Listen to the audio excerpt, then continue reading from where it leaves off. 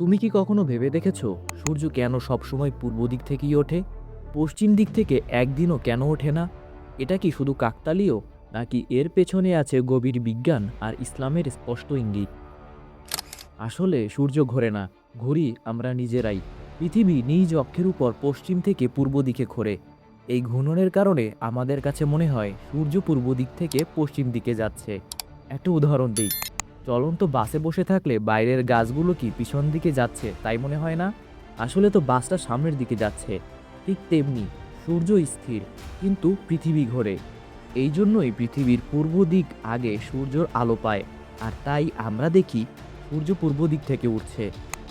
কুরআনে আল্লাহ তাআলা বলেন তিনি সূর্য ও চন্দ্রকে নিয়মের অধীন করেছেন। আরও বলেছেন সূর্য তার নির্দিষ্ট পথে চলতে থাকে।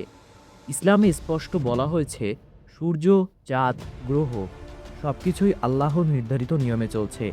পূর্ব দিক থেকে সূর্য ওঠা কোনো দুর্ঘটনা না, এটা আল্লাহর তৈরি সুনির্দিষ্ট ব্যবস্থা।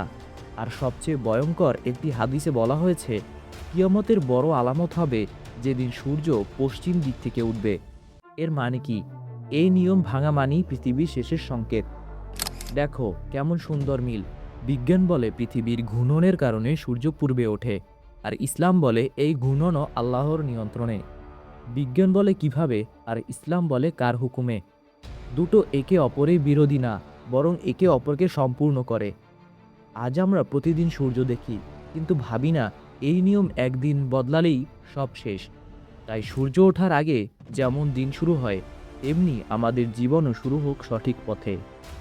যদি ভিডিওটা নতুন কিছু শিখিয়ে থাকে একটা লাইক দাও, আর এমন বিজ্ঞান আর ইসলামের ভিডিও পেতে চ্যানেলটিকে সাবস্ক্রাইব করতে পারো।